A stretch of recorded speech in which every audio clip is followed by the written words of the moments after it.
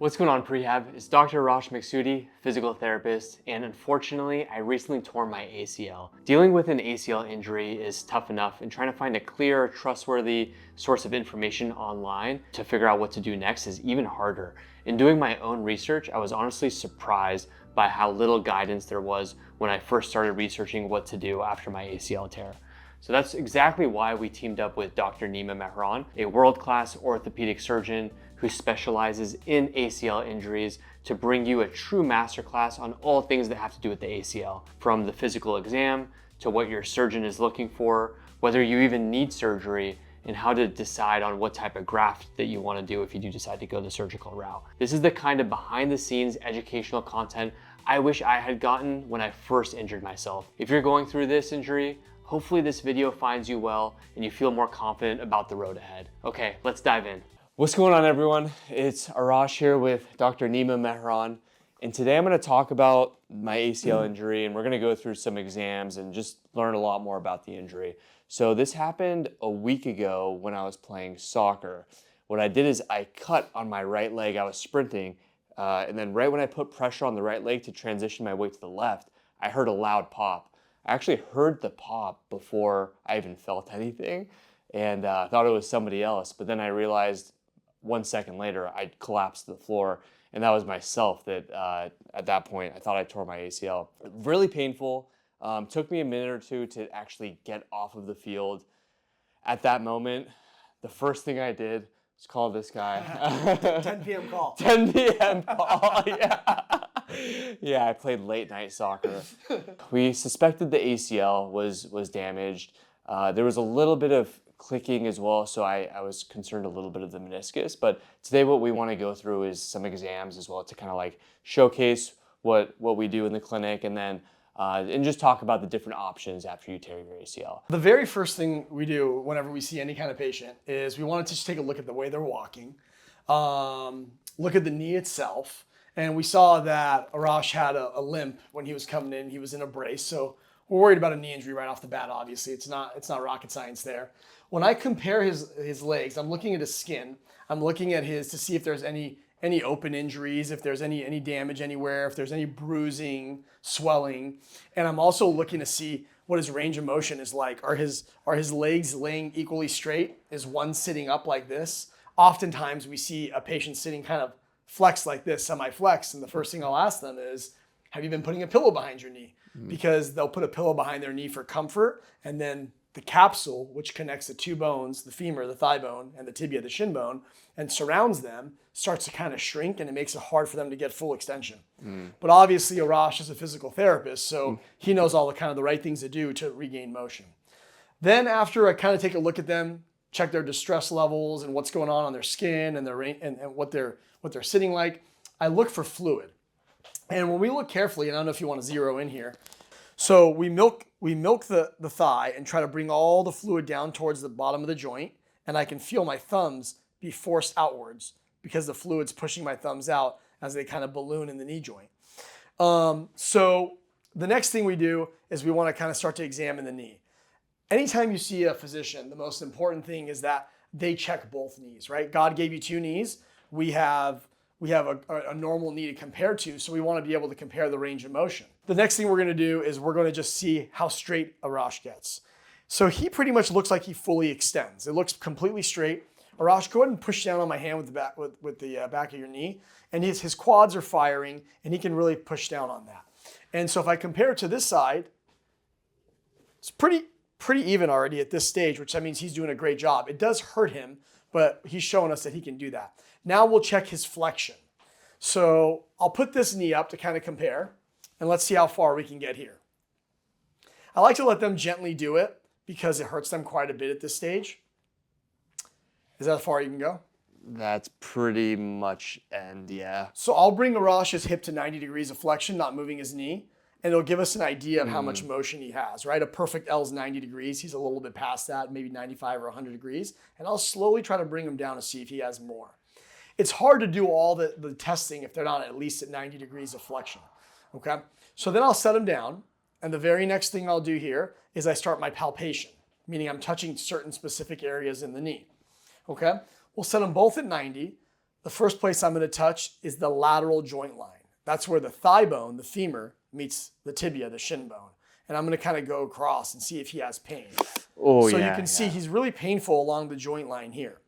So what that makes me worried about is a meniscus tear. It doesn't always mean that there's a meniscus tear because he's tender to palpation here, he's tender to the touch here along the joint line, because he could also have a bone bruise from the ACL injury itself.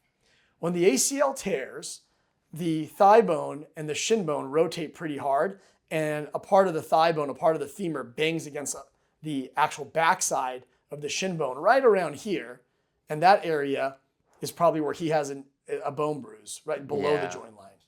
So we'll compare that to this side, and I'll ask the patient, how does that feel? Does that feel any different? That's no pain. So no pain on the normal side, but pain on the lateral joint line here, on the outer side. Lateral is the outer side. Then I'll check the inner side, the medial joint line, and I'm pushing it here, where obviously you can't see me because the camera angle is not the right angle, but I'm pushing. Any pain there? No pain. And then we'll check that same area, same force, same pressure. Any pain in that medial joint line? None. No pain. So he's tender only on the lateral joint line. Okay, he has an effusion, there's fluid in the knee, he's tender on the lateral joint line. Then what I'll usually do is I'll do a light McMurray's test. And what a McMurray's is we're trying to see if there's a meniscus tear, and we're trying to kind of catch it in between the thigh bone, the femur, and the shin bone, the tibia. And we rotate, and you can see it hurts them. And when someone's that tender, I'm not going to put them through pain and go through it. We're going to get an MRI and see. Yeah. So if I start to lightly rotate them and they're making that grimace, I'm going to stop right there. I already know he has lateral joint line tenderness, so I'm not going to rotate him and put him through a lot of pain. So I won't do the McMurray's. So then the next thing we're going to do is I'm going to bring him down, and I'm going to test his ACL with what's called a Lockman test, okay? And the first thing is, you can see he's really guarding at the hip. He's really worried about the knee. So I'm going to relax his hip by rotating the hip. I want his hands on his stomach, and that way he's more relaxed. And I'm going to grab his femur, his thigh bone, and then I'm going to grab his shin bone, his tibia, and I'm going to pull the tibia away from the femur, testing the ACL. The ACL usually does not allow the tibia to be pulled too far away from the femur. There'll be an end point. You'll feel the ligament taut. Now in his case, as I do this, his completely shifts forward. And so he has no end point, meaning there's no ligament. I can immediately tell there's no ligament that's holding that shin bone, attached to that thigh bone. So that's what we did the first day when he came to see me. That's how I immediately knew he likely had an ACL tear. Yeah. Once we know that, we can do a test here at the same 30-degree angle, and I'll test for his MCL, the ligament that attaches the side of the thigh bone to the shin bone, the femur to the tibia here. And I'll put him in about 30 degrees, bend him, and I put a little bit of restraint on the lateral, the outer side of the knee, and then I open him up. And he has a nice mechanism that's stopping widening from happening from the tibia relative to the femur, the shin bone relative to the thigh bone. So we know his MCL is pretty much intact. And then while he's here and we're bending, at 30 degrees, we'll also check the lateral side. And again, I use my hand as a restraint on the medial side, and then I test him here. And again, we see his lateral collateral ligament actually preventing any opening. You can see it really tighten up right here. And that shows us that that's intact. So then we'll take him to 90 degrees, nice and slow. Again, he's going to have a lot of pain because of the fluid in his knee. And we'll go ahead and we will pull his shin bone. This is called an anterior drawer test, away from his thigh bone. And I usually like to sit on the foot to make sure it's stabilized. And we'll pull it forward. And I'm practically lifting him off, and you can see it kind of shifts forward. My thumbs are on the joint line to see how much it's shifting, how much the shin bone is shifting relative to the thigh bone. Again, that's an anterior drawer test. And he has really strong legs, and so he's preventing me from pulling him too far, but I can tell. I'm guarding. He's guarding a lot. Yeah. Okay, what he's using to guard is his hamstrings. His hamstrings get tight. The hamstrings attach from the back of the leg and the buttocks, and it goes all the way down the leg and attaches to this inner side and the outer side of the leg. And so what happens is, because it goes from the back to the front, if it tightens, it prevents me from pulling the shin bone away from the thigh bone, and that's how he's guarding. And the interesting thing about that is that's why the hamstrings is known to be a dynamic stabilizer of the ACL. That's the very reason why it's important to strengthen your hamstrings, because it can pull your shin bone back as it's pulling away from your thigh bone and pulling forward. It'll pull it right back and stabilize your knee. So then we'll also test his PCL, a posterior drawer. So one thing I make him do to make sure, just in case this is an injury that's damaged circumferentially around the knee, like all the way in the back as well, I take my thumbs here and I ask him to try to kick me. So he'll try to kick me. Go ahead, and I'll stop. And now I know, just in case his PCL is torn and his shin bone is sagging too far back relative to his thigh bone, I now know I have him at a normal point, and then I can actually test his PCL. But if I don't have him kick forward and make his shin bone come forward and he has a torn PCL, I may not realize that. What we're gonna do now is we're gonna go ahead and remove the fluid from his knee. And so we already got it, nice and clean and ready for the procedure.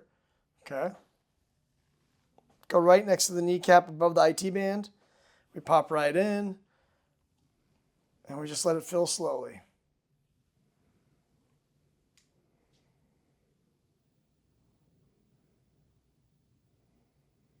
You can see there's a lot of blood in his knee.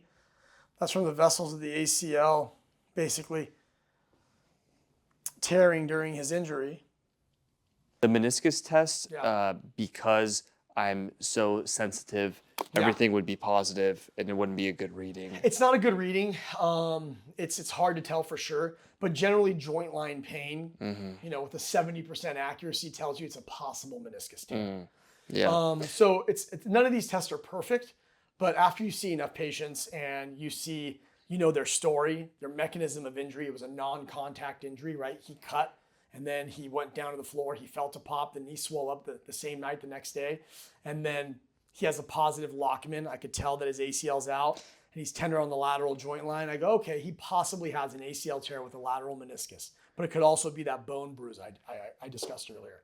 Now, the next thing I do, and it's kind of the last thing I do for his knee, is I bring them down. If I can't tell for sure, and if I can get a good exam, and again, you can see how much he's guarding. He's afraid. Yeah. He's afraid because I've already done this to him once. The pivot shift. I actually think we should zero in on his face during this test instead of. Oh no! It would be a good dual camera. My stomach turned on that one. But basically, I'm recreating the injury.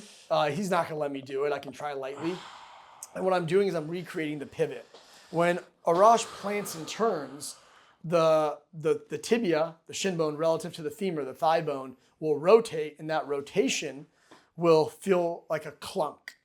And when I'm doing this test called the pivot shift, what I'm actually doing is I'm going to put him in a little bit of valgus. So I'm going to take his ankle away from the center of his body, and then I'm going to internally rotate him a little bit.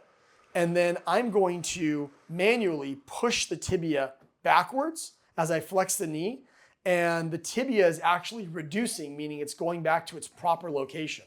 Because in theory right now, without an ACL, his shin bone, his tibia, is sitting too far forward relative to his thigh bone, his femur. So when I do this and I bend him up, the IT band helps us and it basically pulls the tibia backwards and puts the knee back in the proper place. So let's see if we can have some fun with that. Oh God. Let me try to relax. Well, you might want to come a little bit closer here. We're going to watch this area. Okay, we'll see if he can be relaxed. All right.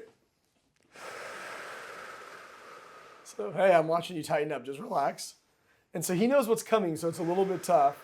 But we'll go into some valgus. Oh, see how he just tightens up? He won't even let me bend his knee. Yeah, I'm Try stiff. one more time to surprise him. Oh, so that's it.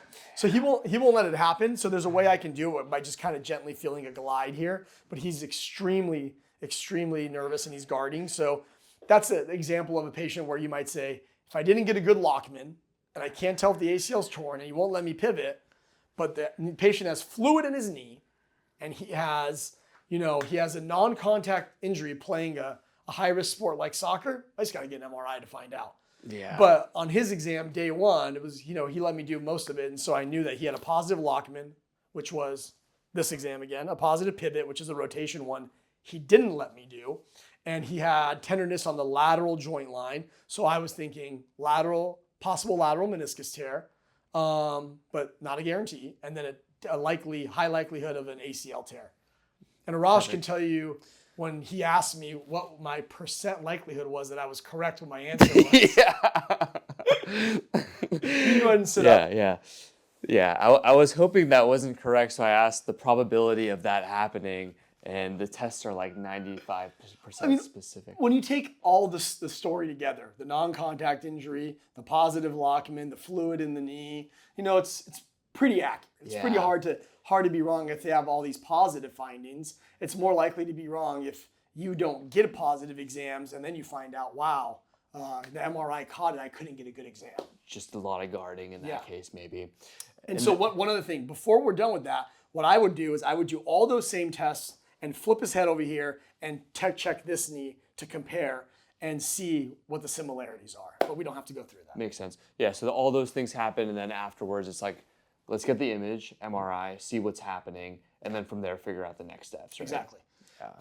And then once we do that, we review the MRI together, and you can discuss a possible plan.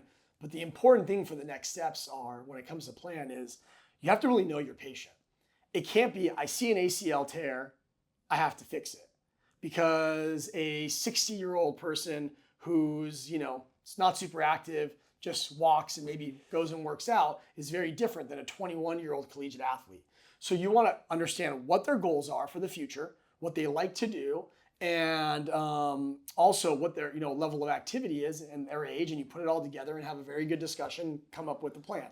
That's a great point. So then let's say the MRI happens, ACL is torn. Now at that point, that's the conversation, surgery versus no surgery based on your goals. And then this idea of an ACL coper is someone that can get back to what they want to do. Usually people that don't get back to cutting or twisting type sports, right? Oftentimes. Yeah. And then from people that just want to do like a daily activity, like going for walks and things like that. What percentage do you see of people that can get back to those sorts of activities? So that's an excellent first question. And I think a lot of times the patient sees that MRI report and it says ACL tear and they think something's torn, I got to fix it. And again, it comes down to their activity level. So if their goal is to just walk and ride bikes and do lift weights at the gym, they may be someone who can be treated non-operatively without any issues. But if that person is 18, it's very different because they may not know what they want to do. So you want to hedge your bets and make sure they have a very stable knee. Yeah. If that person is 50 and they've lived 50 years of life and they're like, I know exactly what I want to do, doc.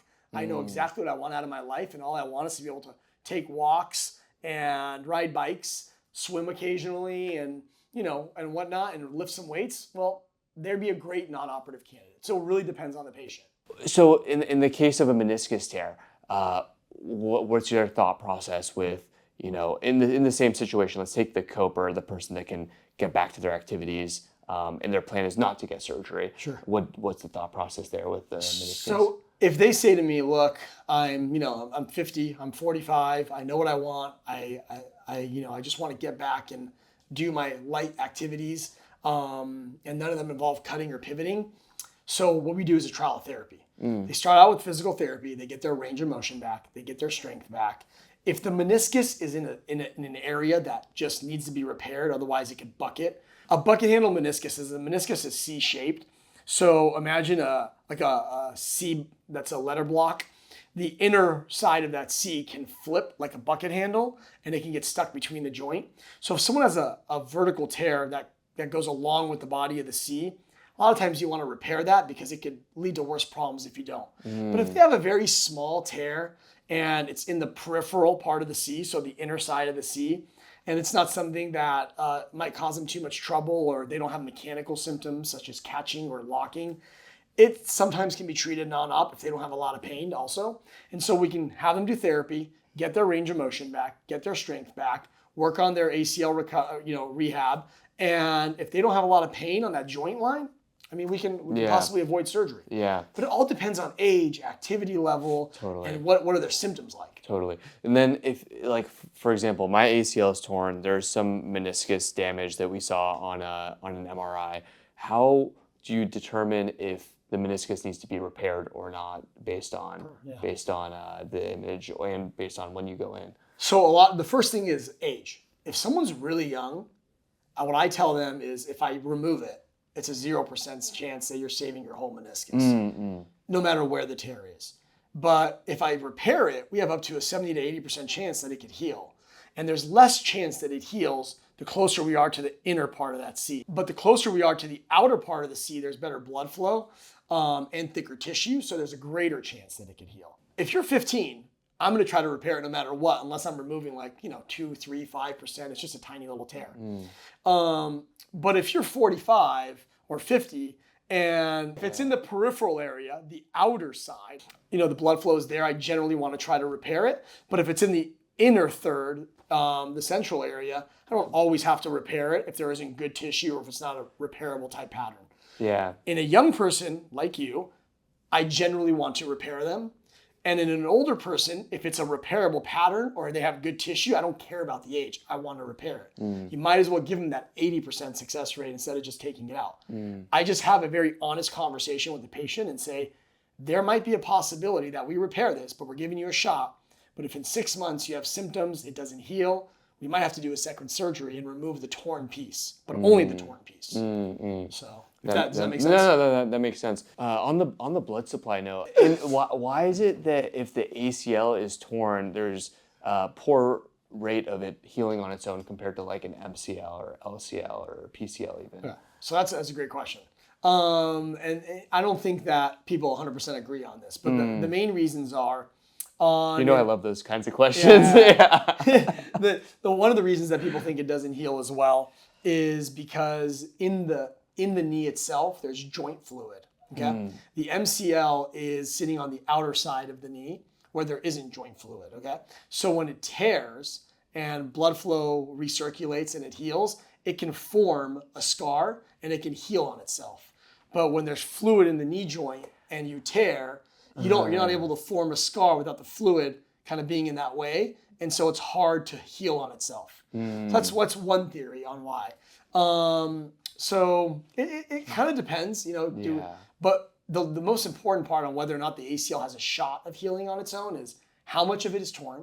If it's a partial tear and the knee is stable when I do a pivot shift, if it's a stable exam, I don't have to reconstruct that. That means the ACL is still working.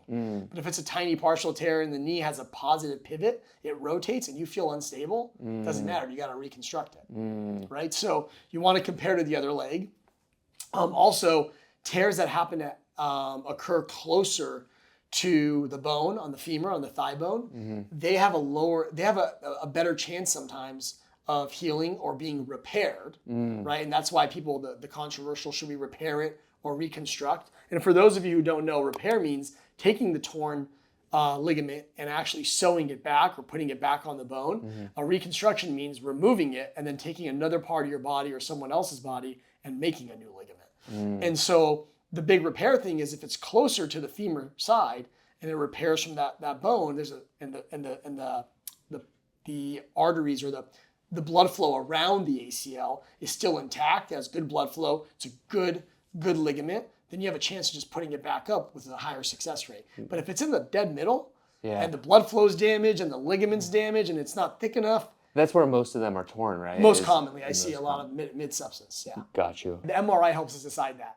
But so if you imagine this is the ACL from my knuckle to the tip of my finger, if this is the thigh bone, the femur, the closer it's torn here, the rest of the ligament's completely intact and I can see it on MRI so I can pull it up. You can see it on the MRI, but most of them are torn right in the middle, or right where the blood flow is. But the MRI gives you a really, really good idea if you have the right cuts on the MRI, and most importantly, a high enough quality MRI. So a higher number Tesla means a better quality. You want a 1.5 or a 3 Tesla MRI. So when you have the option of repairing, you bias towards repairing typically? It has so many, there's so many little nuances there. How old's the patient? What level of sports are they playing? If a repair fails in a 19-year, or let's say a 23-year-old, professional basketball player, and the repair fails after 9 months or a year, or they go back in a year and it fails, then they now can lose 2 seasons. So although reconstruction rates generally in most studies are better than repair rates, when you're repairing the right ones, the ones that are just torn right off the femur, the end of the thigh bone, and the ligament looks really good, the success rates are much closer. But do you want to take a risk on someone losing 2 seasons? So who do I repair on? I would do a repair on someone who has a very good ligament. Let's assume they all have a good ligament because we're considering them for repair.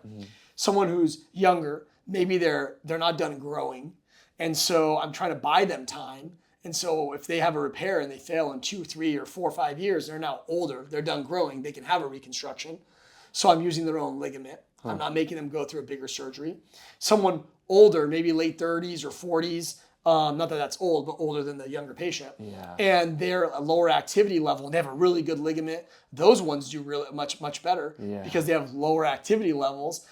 And if they lose a year, if they have a repair, they recover and they go back and they miss out on another year because they re-tear, they're not missing out on a chance at a season or one of 4 years in college. So you got to take into account every detail of this person's life because your decision can affect them drastically. So you tear your ACL mid-substance, which is most of them, and you have the option between allo and auto. With both of them, you have numerous options as well. Sure.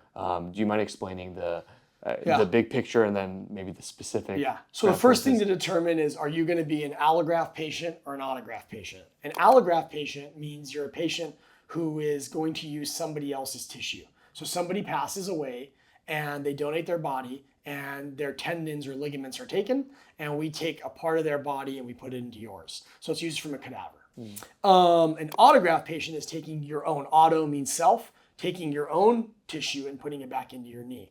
For autograft, we use 3 specific areas. We can use your quad tendon. So we'll use this right here because it's closer. So the quad tendon, which sits above the kneecap, right?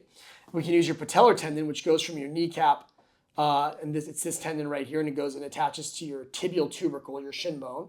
Or we can use your hamstring, which is on the medial side, and it comes down here, and it's right there, and they attach right there. And we can use those tendons. So let's assume you're an autograft patient. So who is an autograft patient?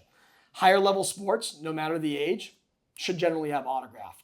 The data shows, the best data I've seen, it comes from the Moon data, which is a multi-center group who basically started, I believe, out of Vanderbilt. And they have randomized control trials and level 1 evidence, the highest evidence. And they showed that autografts generally do significantly better than allografts in younger patients. So if you're under 25, you have a 4 times higher likelihood of failing if you're using somebody else's tissue than your own. Okay? Now, if you're over 40, the results are much more similar. The autograft and the allograft groups, they both fail at low rates and very similar rates. So generally, patients who are over 40 have low levels of activity. We can consider using an allograft. We don't want to weaken a part of their body in order to build their ACL. Now, in the under 25, it's kind of a no-brainer. We use an autograft. They're high-level sports. Usually, they're young. So then that 25 to 40 group, that's where you have to ask a lot of questions. That's where you have to figure out how high is your activity level. What are your goals? And for me, still that 25 to 35 group, generally, I'm doing autograft. If I meet a 35-year-old or something, for example, and again, it'll change case by case, but a 35-year-old who's like, all I do is walk and I work and I really don't have any interest in doing sports. I've never played sports my whole life. Can they be an allograft patient? Yeah. But then if I meet a 47-year-old who's like, I'm a high-level skier, I'm still playing soccer 3 times a week, they might be an autograft patient, right? So you got to really take that all into account. So each autograft is different. They all have pros and cons. The gold standard for us is the patellar tendon. That's kind of the one that we're using in all of our professional athletes in the States. A lot of times in Europe and other countries, that's not always their gold standard. But the reason we love the patellar tendon is because you can take bone from the kneecap, and we can put a picture up for you, and bone from the tibia, the shin bone, and then the middle third of the patellar tendon. So by having bone on both sides, the bone heals to bone. We're gonna put little holes in it. We're gonna drill holes in his thigh bone and in his shin bone, and we're gonna pull this ACL graft up. And so now we're drilling holes in bone and bone, and if we have bone and bone here, when we're pulling this new ligament up, this new ACL, the bone's gonna heal the bone. So that's the fastest incorporation. It usually heals stronger and more reliable and faster, and it also generally uses screws, which is kind of the strongest form of fixation, which is really, really wonderful. So for a lot of people, for us as doctors, I do all three grafts, all three autografts. It also generally, when I feel my own ACLs, it has the tightest endpoint. It's a very stiff construct. It's a stiff knee, so you feel like it's very stable. Now, the downside of that tendon, the patellar tendon, is a few things. One, an incision right here in the front of the knee. Even though what I do is I medialize it, I take it because right when you kneel, this part of the bone is the most prominent. So we pull the incision here so you don't kneel right on the incision. People generally have anterior knee pain, meaning front of the knee pain, or they have kneeling pain. Up to 40% of people can experience that the first 2 years, and it can drop to as low as 5% in some studies after 2 years. But that's a big deal, and you see that in your patients, right? Yeah, right. And that's a big complaint. It's a big complaint, yeah. Largely with kneeling, but as the patella tendon gets stronger as well, as you do loading exercises, there are ways to minimize that from happening with proper rehab. Strengthening the quad. Exactly. And so for me, right, if a patient tells me they're a plumber or they're a contractor, they're working on their knees, that might not be the right patient for a patellar tendon. Yeah. If I'm a 38-year-old mom who likes to play recreational tennis, doubles tennis once a week, but I have 3 kids, I don't want to necessarily kneel a lot to help change them and stuff. I might not want to be in a position where I have an incision on the front of my knee and having this anterior knee pain or kneeling pain. So that's the downside of it. The other downside is you get some quad weakness here. And underneath the kneecap where we take the bone, there have been studies, long-term studies, that show you get more arthritis in that area. So those are some of the downsides of the patellar patellofemoral pain? Yeah, right underneath the kneecap, right over here. So those are some of the downsides. But again, we heard the pros, we heard the downsides. Well, how does that compare to quad tendon? So the quad is up here. Arash has got this massive quad, which is really nice. But so the tendon's right here, and it attaches the bone on one side. There's no bone here. So not like patellar tendon where you have bone on both sides. So it's a good in the middle, right? Because you can get bone if you want on one side, and which is nice because you can have stronger and faster incorporation on that side, but you're only going to have soft tissue, just the tendon itself, on the other side. Or you can just say, I'm not going to take it with bone, I'm just going to use it as a tendon. That's how I do it. The reason I do it that way is because if I'm using bone on both sides in a younger patient, I like using this because it has the bone on both sides, and I use this more as a soft tissue in my recreational athletes. Now, there are doctors who use this in their high-level athletes with bone on one side, and that's very reasonable. They have similar results in clinical outcomes. They both do really, really well. But the one benefit of the quad compared to the patellar tendon is that you don't get that anterior knee pain, that kneeling pain, because the incision is up here. It's a small incision. They do well. The downside of the quad is sometimes the quad can get even weaker than on the patellar tendon. They both cause quad weakness, but you've seen it. Worse. This one can it generally takes be longer worse. to come back. Yeah. And the quads are very important. So you can also, some people can get a cosmetic deformity. If they have a shorter tendon, their muscle can kind of bulge up. That they don't like that. But overall, that's the biggest complaint of the quad.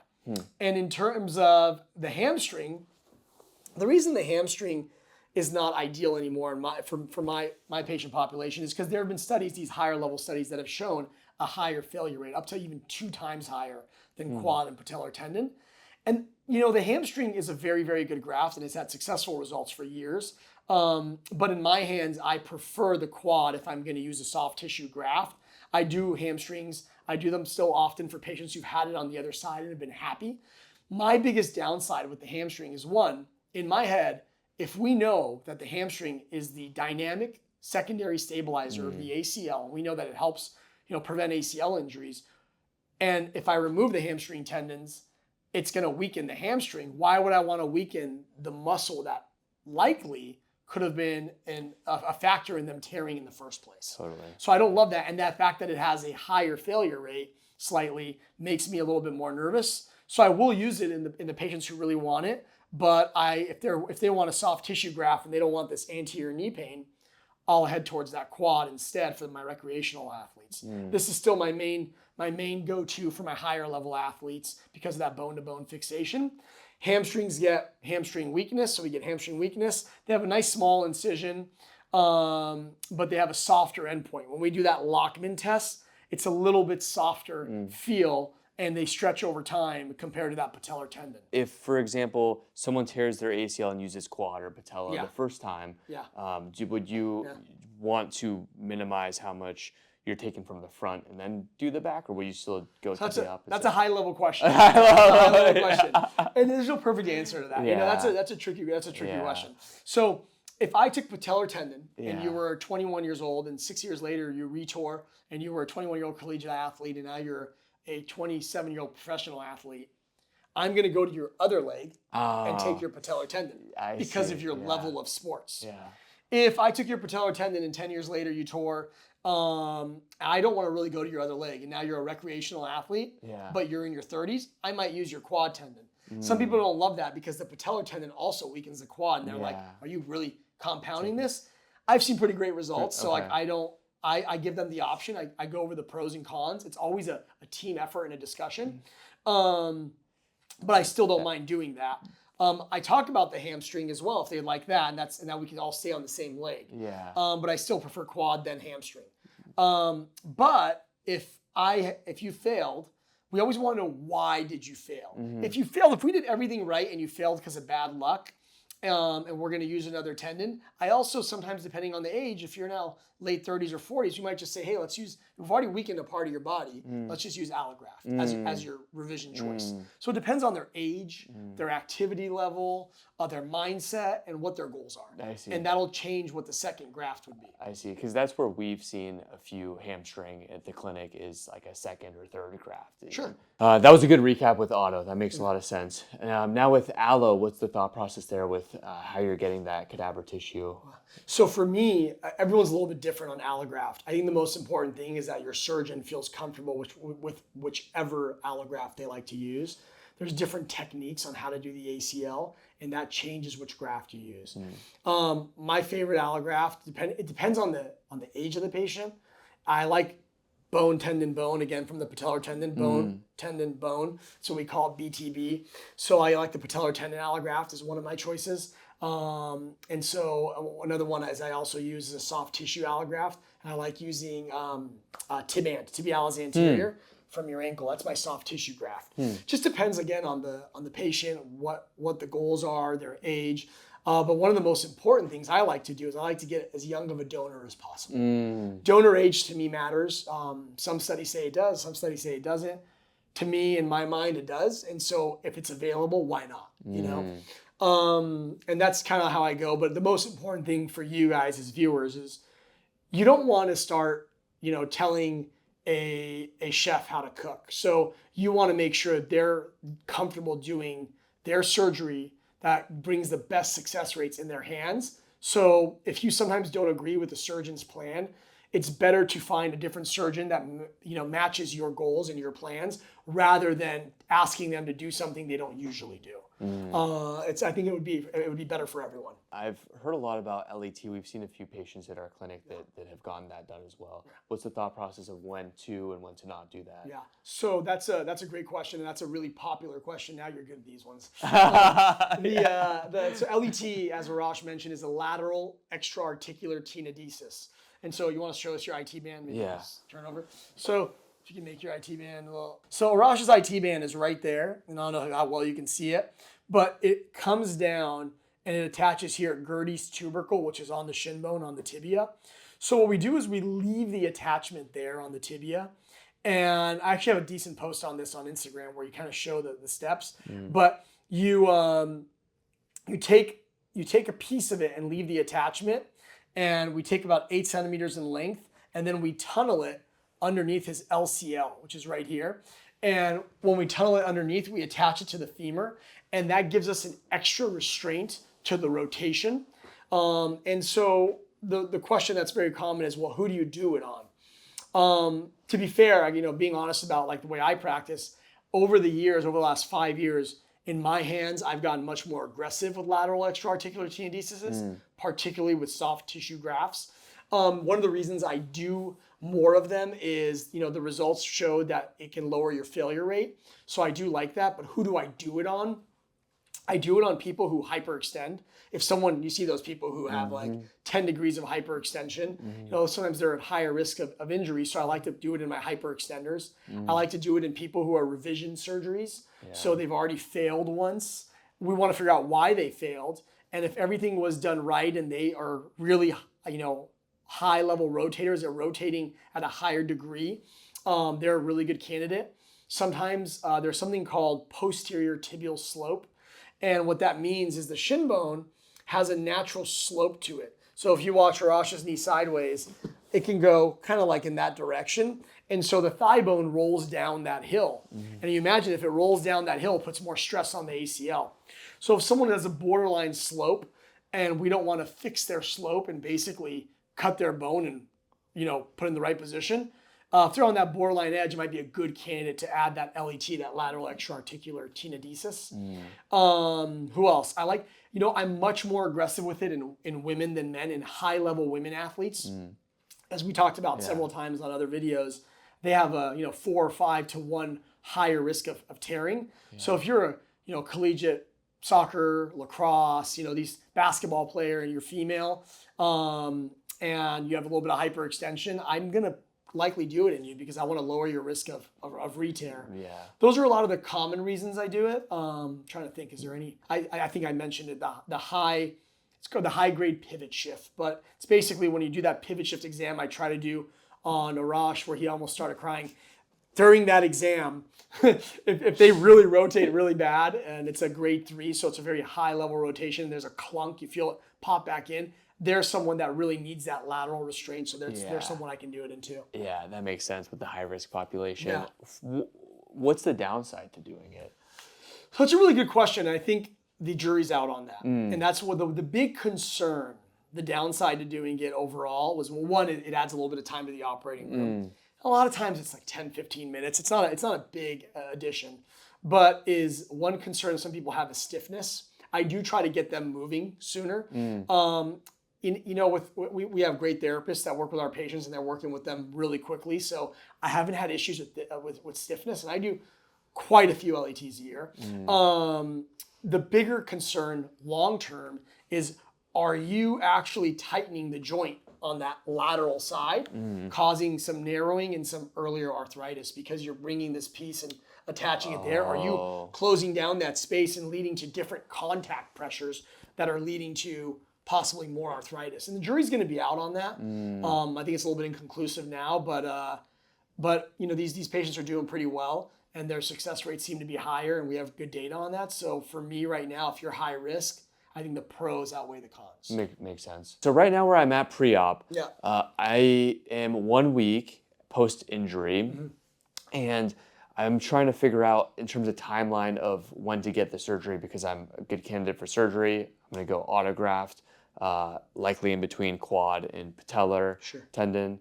Now, at this point, I'm trying to figure out what's too early, how long I should wait. What are some things to maximize my outcome for surgery? So, a few things there. So, I don't think, you know, you don't want to wait forever, right? You don't want to do this 3 years later and then go out and play cutting sports and damage it more, because you can damage more meniscus and things like that. We talked a little bit about the hamstring being the dynamic stabilizer of the ACL, where the static stabilizer is actually the posterior horn. So that C-shaped meniscus, the back side of the meniscus is a doorstop. So you could tear that or ruin that if you go out and you have an ACL tear and you just try to keep cutting and pivoting. So we don't want that. We don't want to wait that long. But the ideal timing is once you regain your range of motion.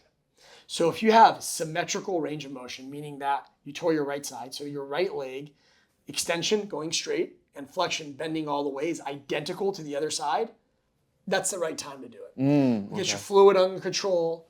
We start gaining some strength back in our quads and hamstrings ideally. The stronger you are going into surgery, the better motion you have going into surgery, the better motion you'll have coming out, the stronger and easier the recovery early on is coming out. So roughly how long do you see that take place? Everyone's different. Everyone's different. Depends on the level of sports. Depends how much bad the how much injury. attention they have and like Yeah. work they're doing with therapists and trainers. You know, True. but 4 to 6 weeks is very common. Mm. A lot of people take 4 to 6 weeks to get their range of motion back, get the swelling down, get in the right headspace Yeah. for the surgery. Yeah. And then also time of like a good surgeon usually has a backlog. So right, getting on their schedule, things like that. Right.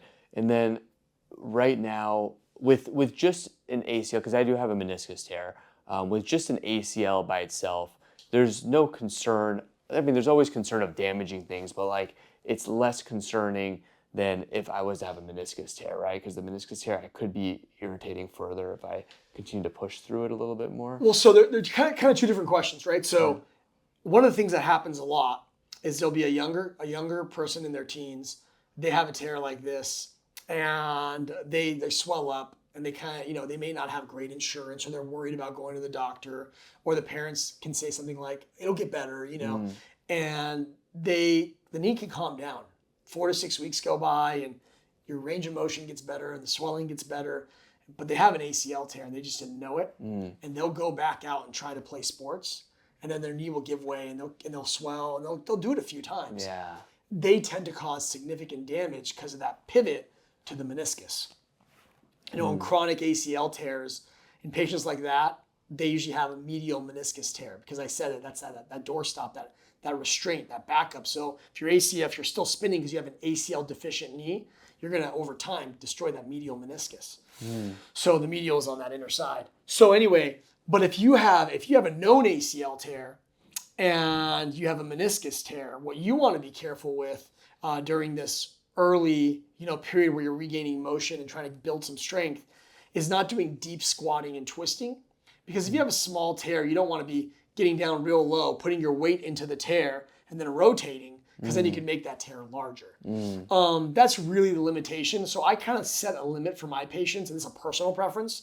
I don't know if all surgeons do this or how they like to do it. I like to stop them at 90 degrees of squatting during this period, so they don't go in hyperflexion and go real deep. And then they also let them know, be careful with twisting. So if they get on a bike, I'll lower the resistance and raise the seat a little bit. I don't want that hyperflexion with weight. And then that way they don't put the meniscus at risk. There is no meniscus risk, and it's just up and down and straightforward stuff. It's a low risk of causing a new meniscus injury as long as you're not cutting or pivoting. If I'm like straightening my knee, I do notice a click. Like sometimes it's just like a click or a clunk towards end range. Yeah. Do you think that's something to be concerned about? You have pain with end range, Yeah. and based on your MRI and what I've seen with you, I think some of that has to actually do with a piece of your torn tissue that's getting impinged, and I think that's a part of your issue. But a lot of times clunks or cracks and stuff is a lot of gas and fluid shifting. So if it's not painful, it's just you have a lot of swelling in your knee and fluid and gas, and that's just happening because of that. Another question that you helped out with was there was a fracture I saw on the MRI, and I was really concerned about that, and I was like, maybe I shouldn't weight bear at all. But do you mind explaining again why that fracture came about? Yeah, so a lot of times on an MRI, it's important to go over your MRI with a doctor, because some things sound worse than they are. And when we discussed that pivot shift earlier, where the central part of the thigh bone, the femur, bangs really hard when your ACL tears against the posterior, the backside of the shin bone, the tibia, you can develop a little bit of a contusion there, and it's just like really like a deep bone bruise, or sometimes it can crack a little bit of it, and it's a very small, crack or fracture, but that's not in your general weight bearing surface. Arash's was in the posterior lip, really far back, tiny, a couple of millimeters. It wasn't a big deal. It's not like it needs to be treated like a real fracture, so you can weight bear normally. I've seen this on social media. I'm curious to see what you think, but there are people that play sports and they really they don't want to miss their sport too much, because psychologically that's like their happy place. And I've seen people like that play tennis, they just sit down and practice hitting the ball in a seated position. Soccer, they just practice with the opposite leg. What do you have any concerns with that? I actually am a huge fan of people doing certain activities as soon as they're able to, without putting stress. Like I basically set restrictions for the therapist I work with and the patient. And so if, for example, you're not putting your legs down at all and twisting on your leg, and you have your legs in the air and you're working on a stroke against the wall, I'm all for it because it helps people improve certain parts of their game during a time that they're down. And it's a really positive, like mature way to cope. So I think that's a wonderful thing because a lot of people that go through the ACL reconstruction or repair process, they get depressed. They go through a period where they're sad because sports or activities was a big part of their life and they're doing those with their friends and now they feel left out and they're missing out on a lot of activities. And so they get pretty bummed. So finding ways to improve their skills at a certain activity or sport and while staying kind of active is like one of the fastest things that they should do when able. And I also encourage them to find joy in other activities that they can do earlier, like swimming and biking, because those things can make them feel like they're back in the gym and a part of like the community. So mental health is a very big part of the ACL recovery. Yeah, I could imagine, especially with how long the process is. I mean, this is 1 week for myself, so I haven't felt like I've sacrificed much yet, but I could imagine because the people that tear their ACL are usually high active, I mean, not always, but active individuals that really value sports and high level activity. And so, not having that could be challenging, especially knowing that people oftentimes return back to sport too early and re-tear their ACL without getting that proper rehab. Post-surgery, we're looking at a timeline of roughly 9 to 12 months to return to sport typically. Obviously there's a lot of progression between 0 days and 9 months, but is that typically the timeline you're saying? With 9 to 12 months is kind of like what I always tell patients is the range. But again, it's not about a timeline. It's about milestones that you're overcoming. It's about, passing all the physical milestones, the mental milestones, making sure you have a good support group. And then once I think you're ready, your physical therapist thinks you're ready, you feel like you're ready, your coaches and trainers feel like you're ready. We all agree that's usually the right time. There are patients where 9 months on the dot, they're ready to go. They passed everything. They're excited. They have no fears. They're pumped. And then there's patients where 15 months go by and they're ready physically, but they're really hesitant. Well, you don't want to send someone back who's afraid to play. That's a danger in itself, So it changes with each person. There's that physical therapy study that's really popular and gets quoted a lot about after 9 months, every month you wait, your risk of failure can drop 50%, right? So waiting does help. There are, microbiological studies that show that the graft is completely mature at 15 to 18 months. So a lot of times there are a lot of people who at 1 year, even though they're ready and they're playing sports, they're continuing to improve. If you ask me total anecdotal information, what do most patients tell me? I've obviously done thousands of these at this point in my career, right? What do patients tell you? When do they finally feel like there wasn't someone inside their knee and they feel normal again? A lot of them say it around the 2-year mark. It's the most common timeline where they go, about 2 years, I just started to forget that I had surgery. I've been playing for a year, but I feel normal. I just don't feel like someone has been inside my knee as much anymore. That's the most common timeline where they start to feel the best. I didn't know the 15 to 18 month maturity. That's interesting. Okay, let's go into post-op timelines. I know we talked about return to sport, but the milestones that you're thinking of post-operatively, obviously it depends on a lot of different factors, meniscus involved versus not, but do you mind hitting on that big picture? So it's as simple as a brand new baby, right? You want to crawl before you walk, before you run, before you jump, before you fly, kind of thing. Right?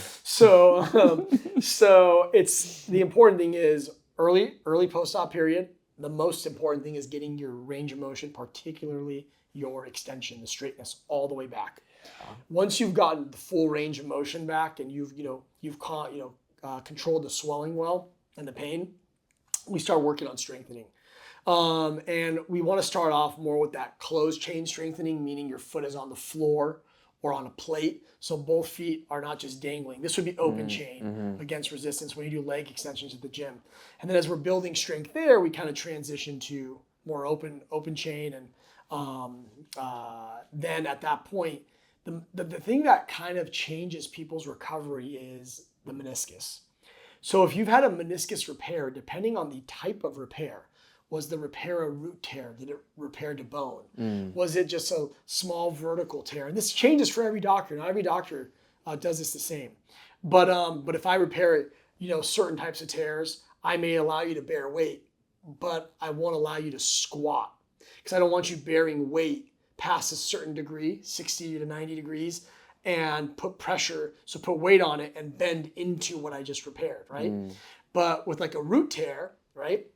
It's torn off the bone. I put it back into the bone. I don't want you bearing weight for 6 weeks. So that early recovery period can drastically change based on what else is done besides the ACL.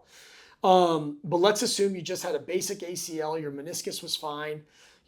Once we get you past your range of motion and the early strengthening, I like to get people on an elliptical, on a bike first, right away, as fast as I can, with lower resistance, and then get them on an elliptical before they start jogging.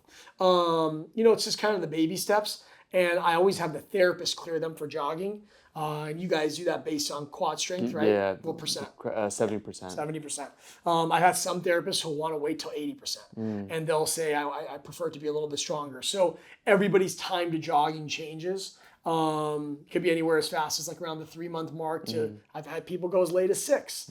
It depends. Did they have cartilage issues? Do they have pain? So this all changes, and you can't have a one size fits all kind of approach. And then we want to start working on lateral movements, single leg control, single leg hopping, right? And then jump training, and then sport specific exercise drills kind of throughout the timeline. So we go from building both legs, we go from range of motion, building strength in both legs, building strength in one leg, and then doing more sport specific stuff, jumping further, control, plyometrics and mechanics, landing, and then we finally go to return to sport testing. And that's where we have certain milestones, strength criteria we want you to meet in terms of your quads and your hamstrings, hop testing. We want to see how you do compared to the opposite leg. The challenge for me with some of these tests are we're comparing someone who oftentimes even tears their strong leg to their possible weaker leg. And so 90% or 80% of the other leg to me is not good enough. Yeah. That's why what I've always wanted to do at the high school level is as soon as athletes get to high school, I want them yearly to be tested on leg strength, on the 40-yard dash, like all these little like metrics, and you follow them like throughout their career. And so if they do get injured, you're now trying to compare them to what they were, not what the other side is. Kind of an interesting idea. I like that idea. Yeah, that's the thing is like if you tested me before I tore my ACL, I would probably be good with both legs. There would be no I guess risk factor, so to speak, there. But it's like the more athletic you are, also the higher risk you are of developing an injury too, because I'm powerful, and at least I was powerful and could create a lot of force, but it was my deceleration that was the issue. So like all my gym training, I'm doing a lot of concentric work, but I didn't. Yeah, that's true. So if I was to reflect on why I had the injury at the gym, I'm always doing concentric work, meaning I'm shortening the muscle, like short bouts of movement. Like if I was doing a push-up, it's the shortening part that's the concentric, and then the eccentric part is the lengthening of the movement. If I'm squatting, as I come up, that's the concentric part. I'm shortening the muscles, I'm forcing the muscles to work, and then I eccentrically slowly lower back down. And it's typically on that eccentric portion, if people don't have good control, that they will develop stress and put stress on their ACL and potentially tear it. So that's why like sometimes it's not even purely just a force output strength issue as much as it's a neuromuscular control issue where people understand how to land or how to control a shift from one side to the other side. And so that's where, like for my instance, like I could have probably done more of that eccentric neuromuscular control sort of exercise parameter beforehand, which I would have passed all to your point. Like I would have been symmetrical on both sides. I also use kind of the eyeball test, right? And I know it's not a data driven thing, but one of my mentors taught me this, and it really, I think it made a very important point. Sometimes I'll have an athlete who comes back and they can just cope with anything, and they're good at adjusting their body, and they're skilled. Yeah. They'll pass all the tests you guys do. Yeah. And then they come in and I have them do a single leg squat in front of me. And when they do that single leg squat, they cannot go up and down straight. They don't have the good control. They're leaning one side. Their trunk, their pelvis is tilted. Their femur is adducting in, like the legs are kind of squeezing in together, becoming more knock-kneed. And they want to be cleared to go back. And I'm like, I can't clear you. No, yeah. I can't clear you. I know you passed everything. And that's a very tough discussion to have because I can see that you're not ready. And so what I usually do is I'll videotape them on my phone, doing it on one leg and then the other. What's really interesting is oftentimes their non-operative leg is worse than their operative leg because they'll spend so much time working with you guys and getting that non-operative leg better. And then you realize, oh, you were always a risk for an ACL tear. I can see the mechanics and the issues that you have. And that's why there's that one study that talks about how in the first couple of years after surgery, a lot of people have twice the failure rate or twice a higher risk of tearing their non-operative leg, the leg that didn't have surgery, versus their actual brand new operative leg. And so, because they're now working on it, they're doing the rehab, some people are just higher risks. And so if you do tear your ACL, my best advice is everything you're doing for your non-op leg, do for the other leg, take it very seriously and take those lessons that you get with your therapist and those the strength training and the neuromuscular control, the landing mechanics, and work on that throughout your career as you continue playing to prevent injuries. Yeah, no, that's great. I like that a lot. Let me ask you some questions. Yeah, ask me. Because patients are going to want to learn from your experience. Yeah. One, as a physical therapist, you have a lot of knowledge on your side that a lot of people don't know about the recovery period. And two, now as a patient, right? Yeah. So what are you most afraid of? Yeah. What I'm most afraid of is... Besides me coming at you with a needle or a knife. The pivot shift test is number one. I would say I feel very confident based on all the evidence that I'm going to return to doing what I like to do, even though I feel so limited right now.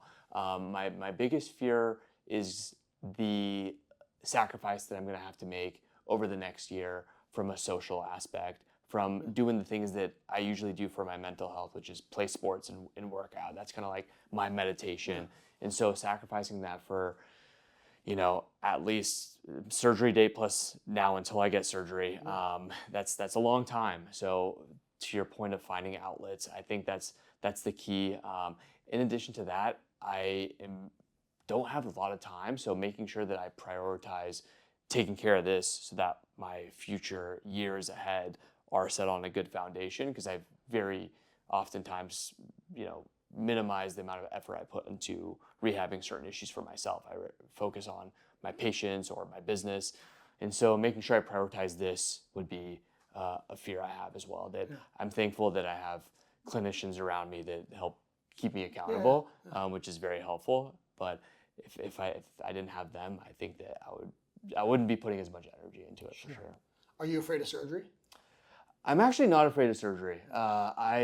It's interesting because for my low back, I've always pushed it off, more because there's not a clear indication that this is going to help with my issues. Sure. But with this, I feel like there's really good evidence and research to show that this is clearly the next step in order to get to where you want to be. Sure. And so because I think about like the way I've talked about my back surgery in the past, I've always tried to push it off as much as possible. Yeah. And thankfully I've gotten to a good place over many, many years. Yeah. And I was open to that idea as well. But with this, immediately I was like, it's torn. Yeah. I have to go through surgery.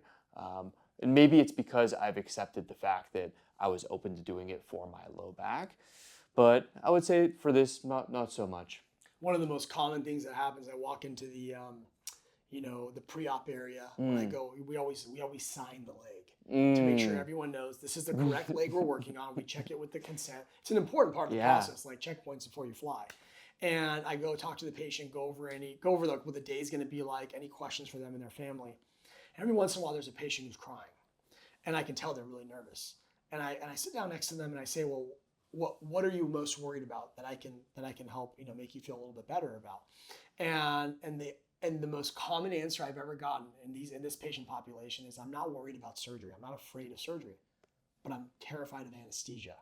That has always been the thing that they tell me. And they may say the opposite to the anesthesiologist. They may be like, I'm not worried about the anesthesia, but I'm definitely afraid of the surgery. But point being is, like, it's interesting because until I started hearing that more and more, I always assumed, because I'd probably be more worried about the surgery, that's what you're there for. But that's the common thing I would hear from patients. They're afraid of being put to sleep. How long are they under typically?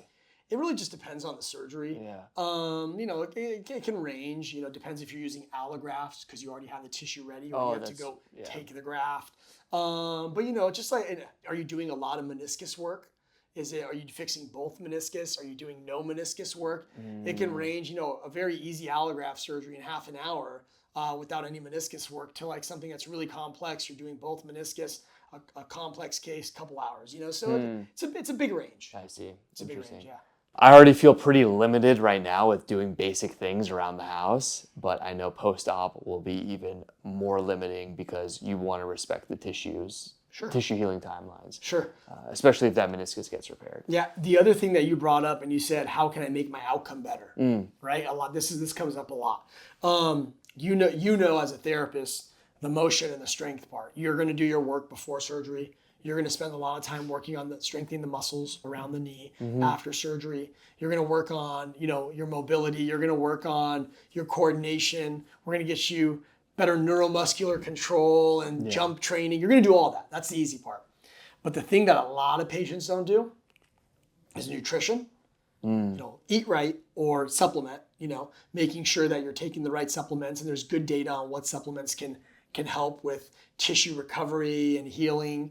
Are you vitamin D deficient going in? We want to make sure you're not. So I check a vitamin D level on every single patient that I usually operate on when I do like an ACL or something like that, or most surgeries, right? Do you have other deficiencies? Can you be on creatine? Can you be on branched chain amino acids? There's all these things that we can do in that early recovery period to help you optimize your success. Additionally, are you sleeping well? Right? And that's one of the hard things. Like, you're taking pain meds. Can you get through the night and sleep well? Sleep's so important for healing, you know? So how is sleep post-op typically for people? For most ACL patients, they tell me the first week really sucked, and then after that, it gets a lot better. And so it's just important to manage your swelling, elevate ice. We like to put those like icemen on the knee, the ice boxes or whatnot. And then get range of motion going, sleep well, eat well, supplement. So it's a whole process. The hardest part right now of anything that I have to do is actually showering, because I can't wear my brace in the shower. And you feel unstable. Exactly. It's not even pain. It's because I have to it's the first step in, because I have to weight bear fully on one leg without a brace, and I have nothing really to hold on to, and then take a step out. Are there like waterproof braces or anything like that you know of? You can buy one of those, the ones that dry fast braces, and put like a sleeve up and do something like that. Some people will do that, but the other option is getting a shower stool. I saw that. Or honestly, it's just like kind of sponge bath and sit in the tub and then do each extremity at a time. It's challenging, and that first week can be challenging too, because some doctors will lock you in a brace, others will not. It really depends on your surgeon, so that's something you have to definitely discuss. I see. Yeah, and when you're locked into that brace, the first week you don't want to unlock it at all, right? And so if your surgeon says, I want to keep you locked in a brace at full extension, because I want you all the way straight, the reason they're doing that, if you have a surgeon that does that, is because they're worried about extension is more important than flexion. Totally. So extension is being completely straight. If you lose 2 or 3 degrees of being completely straight, you're going to walk with a limp. Your leg's going to feel shorter. You're going to develop back pain. It causes a lot of problems in your life. If you lost 15 degrees of flexion, being fully bending, you can do just about anything still. Play any sport. You can't lay back on your knees, that yoga position, but you can do 99% of things. Totally. So extension is more important. And so if you have a surgeon in a healthcare system who's extremely busy, you're seeing them, you're not seeing therapy right away. You might see them in 7 to 10 days or 1 to 2 weeks, and they're worried about your extension. They may lock you because they don't have that touch point to make sure you're safe and they want to protect it. And so that's a little bit challenging because then you're sleeping in a brace, right? Yeah. How do you shower then? Or you don't shower that? What they'll usually tell you is because as you walked in today, you guys missed Arash walking in with his brace on his ankle. Braces are a lot trickier than they may seem. Because and especially because for him, he's got really large, strong legs and his thigh is much larger than his calf, so they can slide down. So they'll slide down in the wrong position. Yeah. So it's important to really teach the patients about the brace. The therapists oftentimes know, so they can help too. But you don't want them really taking it on and off. So because they don't usually put it back on right. So if a doctor does put them in a brace, unless they did a good job educating you before and showing you all the brace stuff, they ask you to not take it off until you come back in, sometimes 5 or 7 days later. All right, that wraps up today's video. This might have been one of the longest YouTube videos that I've ever done, so thanks for sticking around. I hope it gave you a clear understanding of what to expect after an ACL injury. This is just the beginning of my ACL recovery journey, and we'll be documenting everything from prehab to the surgery to the post-op rehab, and eventually getting back onto the field. If you want to follow along for expert ACL education, rehab tips, and behind the scene updates, be sure to subscribe and turn on notifications for more information. Until next time.